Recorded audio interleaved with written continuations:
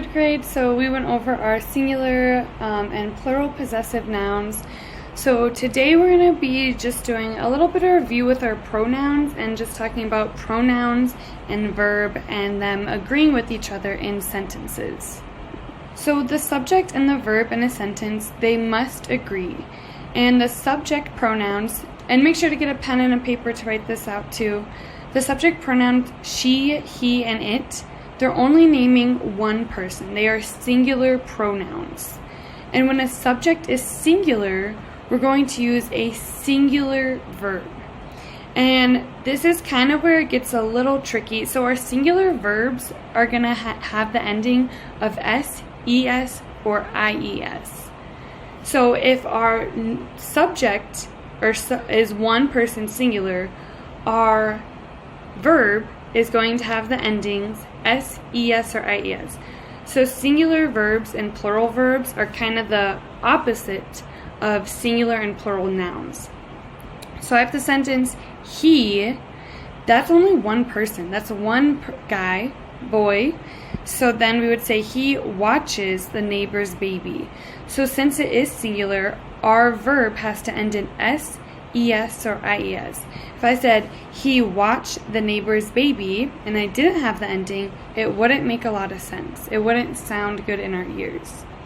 But now if I'm saying it, that's just one because it doesn't have an s at the end, so that would be a singular pronoun. So that means our verb is going to have to end in an s, or es, or ies, whichever the verb is. If it is one of our irregular verbs, then you have to change the ending to an es or an ies. So it needs a new lock. So we have a singular subject, which means our verb needs to be singular. And singular for our verbs means it has the ending s, es, or ies. So if our subject is we and they, we know that we and they means multiple people. So that would make it plural. And so when it names more than one thing, our verb has to match our subject and be plural as well. But our verbs are going to be the opposite of nouns because if it's a plural verb, it does not have an ending of s, es, or ies. So we is plural. We're talking about more than one, so it needs a plural verb. We walk home. So we can see our verb doesn't have an ending of s, es, or ies. If we say we walks home, that doesn't sound right. So it's also, if you get confused, just to read it in your head and see, okay, which one sounds correct. So we is plural, which means walk, our verb has to be plural, and our plural verb means that it does not have an ending. So if we have they finish early, they means more than one. So that means our verb finish, which is what our verb is what you can do, if it's an action verb, it does not have an ending. So they finish early. If I said they finishes early, that doesn't sound right either. So make sure to read them out loud as we go. But of course, we have some pronouns that don't follow this rule. Our singular subject pronouns, I and you, which that's singular because they're only talking about one, they don't follow these rules with the verb endings. They only name one person or thing, and they are used with plural verbs, which means the verbs do not have an ending. So they don't have an ending of s, es, or ies. So write down, when we use I and you in a sentence, the verb will not have an ending. So if I say, it won't have an ending, but it will be the plural verb way. So you sing better than I do. We don't say you sings better than I do. See, it follows the plural verbs with no ending. And if I use I close the windows at night, we're using a plural verb which does not have an ending of s, ies, or es. So if I said I closes the windows at night, it doesn't sound right either. So we're saying I close the windows at night. So you and I are going to use the plural verb endings, which is no endings, no s, no ies, and no es. So let's quick do a review of that and then go over some examples for our homework. So remember, when the subject is singular, when we use she, he, and it, our verb is going to be singular. But our singular verbs end in s, es, or ies. So when we see she, he, and it as a subject of our sentence, we know our verb is going to have one of these three endings. But when our subject pronouns mean more than one, when they're plural, like we or they, we know that we're going to use a plural verb. And the plural verb does not have an ending of s, es, or ies. So they have to match. So we walk, no ending of s, es, or ies, because this is a plural verb and this is a plural subject. But we have our exception. I and you are the exceptions that don't follow the rules.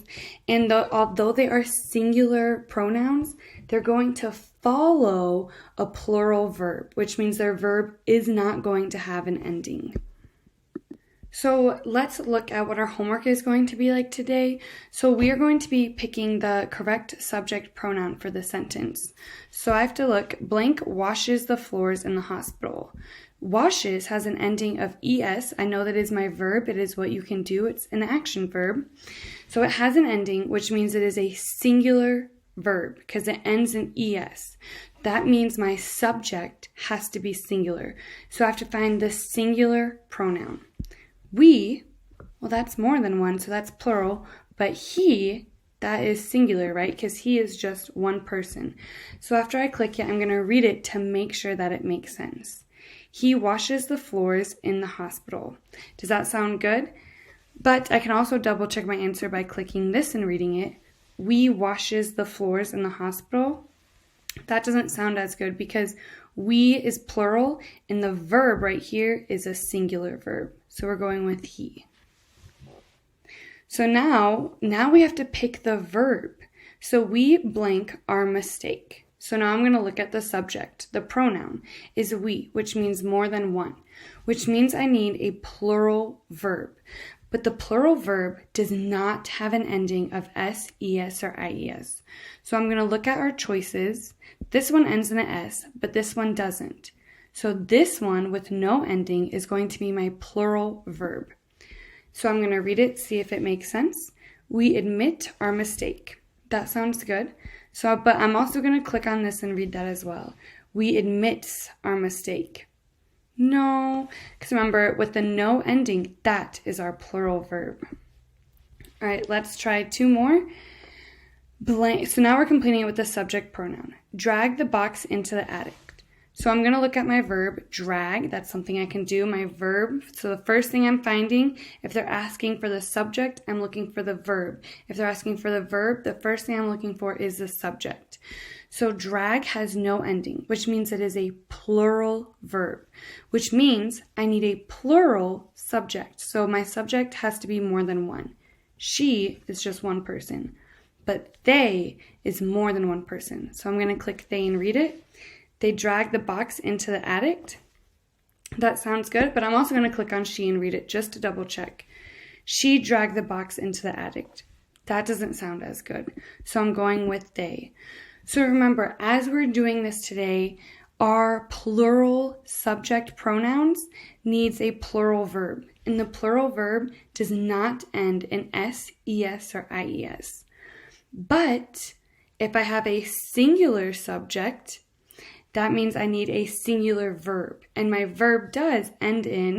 singular verb ends in s, ies, or es. But the one exception is you and I. Those don't follow, although they are singular, they do not follow the singular verb rule.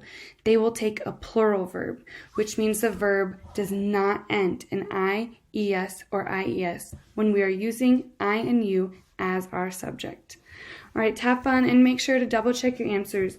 If it helps, read both choices and then you can see which one sounds the best, or make sure to look at the verbs and make sure the verb and then pronoun, they are in agreement with each other. If it's a singular subject, it needs a singular verb. Plural subject needs a plural verb. All right, thank you and have a great day.